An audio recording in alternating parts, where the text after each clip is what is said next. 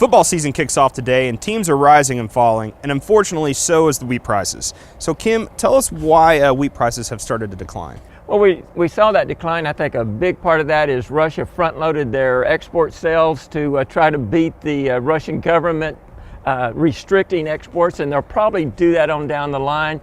You look at also the spring wheat production, it's about 200 million bushels higher than last year. Remember, hard red winter wheat was 100 million bushels, so the spring wheat more than offset the decline in hard red, plus you can blend that high protein hard spring wheat with poor quality hard red wheat and make up for some of that loss. So I think that's the major reasons it went down. We had a little bump in prices at the end of the week, and I think that was the market just saying that, hey, Russia can't continue to do this forever. So, but have wheat prices bottomed out, do you think?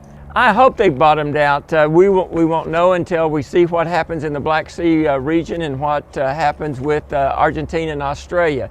You know, the northern hemisphere wheat crop's pretty much harvested. We know what we got there. That's about 85% of the world's wheat production that we know. So we got Argentina coming on down the line, and you look at Argentina, they're up 55 million bushels in production this year, but in Australia's down 54, so pretty much even out there.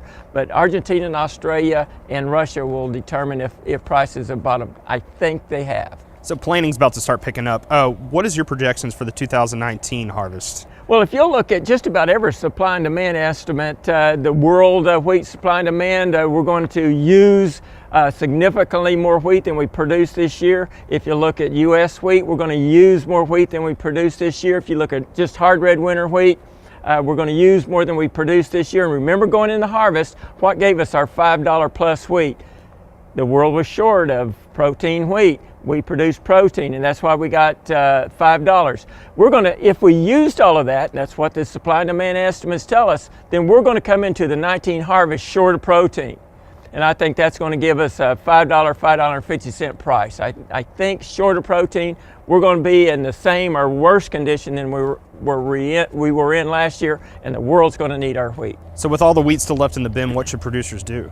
Well, right now, if I can afford the risk of slightly lower prices, I think I'm going to hold it, because if Russia puts a damper or puts a quota on how much they can export, our price is going to increase, because the world's going to have to come in to our market. Now, our export sales are 43% less than last year. I think they'll pick up as we get on out into that November, December, January, February time period, and prices will be higher. I believe this year I'd gamble on that. However, if I was using that a third strategy, I'd stick with it. All right, thanks, Kim. Kim Anderson, Grain Marketing Specialist at Oklahoma State University.